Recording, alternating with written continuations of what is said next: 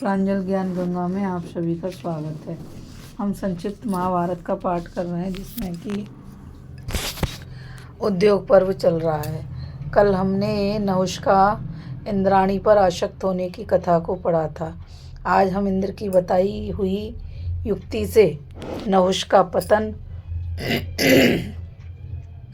तथा इंद्र का पुनः देवराज्य पर प्रतिष्ठित होने की कथा को पढ़ेंगे। युधिष्ठिर इंद्र के चले जाने से इंद्राणी पर फिर शोक के बादल मंडराने लगे। वे अत्यंत दुखी होकर हा इंद्र ऐसा कहकर विलाप करने लगी और कहने लगी, यदि मैंने दान किया हो, हवन किया हो और गुरुजनों को अपनी सेवा से संतुष्ट रखा हो तथा मुझ में सत्य हो, तो मेरा पातिव्रत्य अविचल रहे। मैं कभी किसी अन्य पुरुष की ओर न देखूं। मैं उत्तरायण की अधिष्ठात्री रात्रि देवी को प्रणाम करती हूँ, वे मेरा मनोरथ सफल करें। फिर उसने एकाग्रचित होकर रात्रि देवी उपश्रुति की उपासना की और वह यह प्रार्थना की कि जहाँ पर देवराज हों वह स्थान मुझे दिखाइए। इंद्राणी की यह प्रार्थना सुनकर उपश्रुति देवी मूर्तिमती होकर प्रकट हो गईं। उन्हें देखकर इंद्राणी को बड़ी प्रसन्नता हुई और उसने उनका पूजन करके कहा, देवी आप कौन हैं? आपका परिचय पाने के लिए मुझे बड़ी उत्कंठा है। उपश्रुति ने कहा, देवी मैं उपश्रुति हूँ। तुम्हारे सत्य के प्रभाव से ही मैं तुम्हें दर्शन देने के लिए आई हूँ। तुम पतिव्रता और यम नियम से मुक्त हो। मैं तुम्हें देवराज इंद्र के पास ले चलूंगी। तुम जल्दी से मेरे पीछे पीछे चली आओ, तुम्हें देवराज के दर्शन हो जाएंगे। फिर उपश्रुति के चलने पर इंद्राणी उनके पीछे हो ली तथा देवताओं के वन, अनेकों पर्वत तथा हिमालय को लांघकर एक दिव्य सरोवर पर पहुंची। उस सरोवर में एक अति सुंदर विशाल कमलनी थी। उसे एक ऊंची नाल वाले गौरवर्ण महाकमल ने घेर रखा था। उपश्रुति ने उस कमल के नाल को फाड़कर उसमें इंद्राणी के सहित प्रवेश किया और वहां एक तंतु में इंद्र को छुपे हुए पाया। तब इंद्राणी ने पूर्व कर्मों का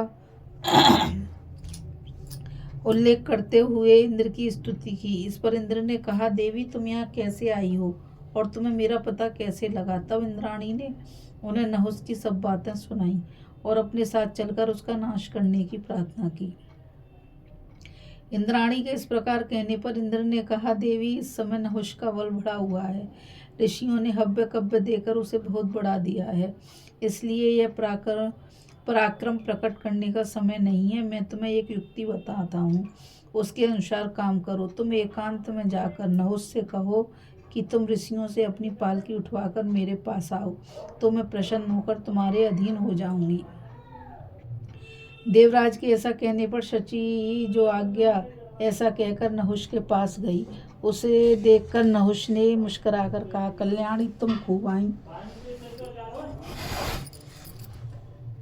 कहो मैं तुम्हारी क्या सेवा करूं? तुम विश्वास करो, मैं सत्य की शपथ करके कहता हूं कि मैं तुम्हारी बात अवश्य मानूंगा। इंद्राणी ने कहा, जगतपते मैंने आपसे जो अवधि मांगी है मैं उसके बीतने की प्रतीक्षा में हूँ, परंतु मेरे मन में एक बात है, आप उस पर विचार कर लें।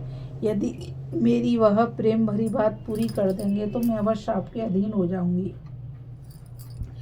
राजन, मेरी ऐसी इच्छा है कि ऋषि लोग आपस में मिलकर आपको पालकी में बिठाकर मेरे पास लाएं। नहुष ने कहा, सुंदरी तुमने तो मेरे लिए बड़ी ही अनूठी सवारी बताई है। ऐसे वाहन पर तो कोई आज तक चढ़ा भी ना होगा। यह मुझे बहुत पसंद आया है। मुझे तो तुम अपने अधीन ही समझो। अब सप्तऋषि और महर्षि लोग मेरी पालकी लेकर चलेंगे। ऐसा कहकर राजा नहुष ने इंद्राणी को विदा कर दिया और अत्यंत कामासक्त होने के कारण ऋषियों से पालकी उठवाने लगा। इधर शची ने बृहस्पति जी के पास जाकर कहा, नहुष ने मुझे जो अवधि दी थी वह थोड़ी ही शेष रह गई है। अब आप शीघ्र ही शक्र की खोज कराइए। मैं आपकी भक्त हूँ, आप मेरे ऊपर कृपा करें। तब बृहस्पति ने कहा, ठीक है, तुम दुष्ट चित्त नहुष से किसी प्रकार भय मत मानो। यह नराधम महर्षियों से अपनी पालकी उठवाता है। इसे धर्म का कुछ भी ज्ञान नहीं है, इसलिए अब इसे गया ही समझो। यह बहुत दिन इस स्थान में नहीं टिक सकता। तुम तनिक भी मत डरो, भगवान तुम्हारा मंगल करेंगे। इसके पश्चात महातेजस्वी बृहस्पति जी ने अग्नि प्रज्वलित करके शास्त्रानुसार उत्तम हविष्य हवन किया और अग्निदेव से इंद्र की खोज करने के लिए कहा। उनकी आज्ञा पाकर अग्निदेव ने ताल तलैया सरोवर और समुद्र में इंद्र की खोज की। ढूंढते ढूंढते वे उस सरोवर पर पहुंच गए जहां इंद्र छुपे हुए थे। वहां उन्हें देवराज के एक कमल नाल के तंतु में छिपे दिखाई दिए। तब उन्होंने बृहस्पति जी को सूचना दी कि इंद्र अणुमात्र रूप धारण करके एक कमल नाल के तंतु में छिपे हुए हैं। यह सुनकर बृहस्पति जी देवर्षियों और गंधर्वों के सहित उस सरोवर के तट पर आए और इंद्र के प्राचीन कर्मों का उल्लेख करते हुए उनकी स्तुति करने लगे। इससे धीरे धीरे इंद्र का तेज बढ़ने लगा और वे अपना पूर्व रूप धारण करके शक्ति संपन्न हो गए। उन्होंने बृहस्पति जी से कहा, कहिए आपका कौन कार्य शेष है। महादैत्य विश्व रूप तो मारा ही गया और विशालकाय वृत्तासुर का भी अंत हो गया। बृहस्पति जी ने कहा, देवराज, नहुष नाम का एक मानव राजा देवता और ऋषियों के तेज से बढ़कर उनका अधिपति हो गया है। वह हमें बहुत ही तंग करता है, तुम उसका नाश करो। राजन, जिस समय बृहस्पति जी इंद्र से ऐसा कह रहे थे, उसी समय वहां कुबेर, यम, चंद्रमा और वरुण भी आ गए और सब देवता देवराज इंद्र के साथ मिलकर नहुष के नाश का उपाय सोचने लगे। इतने में ही वहां परम तपस्वी अगस्त्य जी दिखाई दिए। उन्होंने इंद्र का अभिनंदन करके कहा, बड़ी प्रसन्नता की बात है कि आप विश्वरूप और वृत्तासुर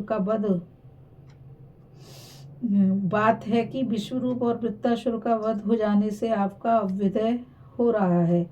आज नहुष भी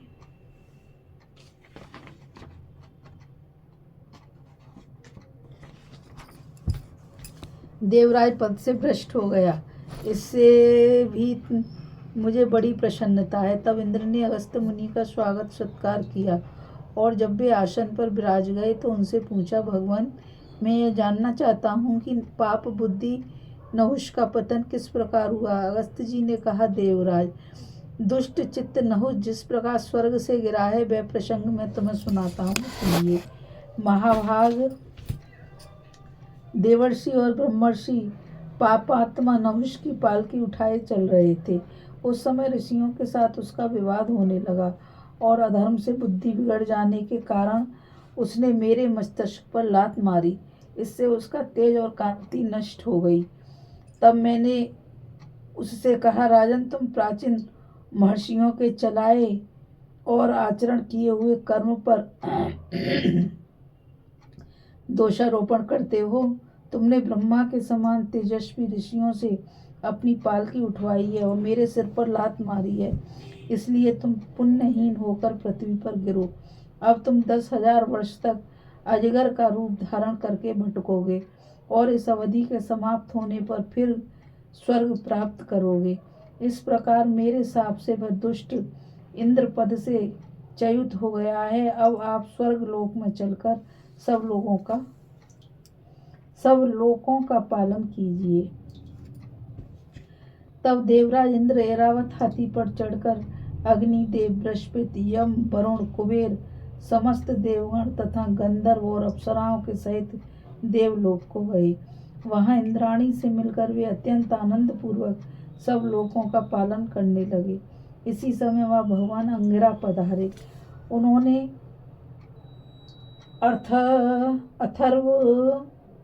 अथर्ववेद के मंत्रों से देवराज का पूजन किया।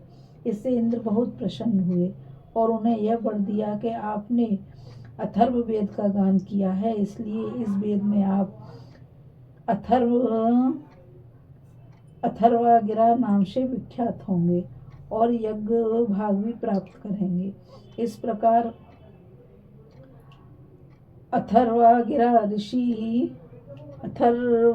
ऋषि का सत्कार करके उन्हें इंद्र ने विदा किया। फिर वे समस्त देवता और तपोधन ऋषियों का सत्कार कर धन पूर्वक प्रजा का पालन करने लगे। इस कथा में बस इतना ही। अभी हम कथा में इंद्र की बताई हुई युक्ति से नहुष का पतन तथा इंद्र का पुनः देवराज्य पर प्रतिष्ठित होने की कथा को पढ़ रहे थे। इस कथा में बस इतना ही। कल फिर मिलेंगे एक नई कथा के साथ। और मैं आपसे यही कहना चाहूँगी कि इस चैनल को ज़्यादा से ज़्यादा लाइक, शेयर और सब्सक्राइब कीजिए ताकि यह अमूल्य ज्ञान अधिक से अधिक लोगों तक पहुंच सके। अब मुझ गीता रावत को आज्ञा दीजिए। कल फिर मिलेंगे एक नई कथा के साथ। राधे राधे। जय श्री कृष्णा। नमस्कार।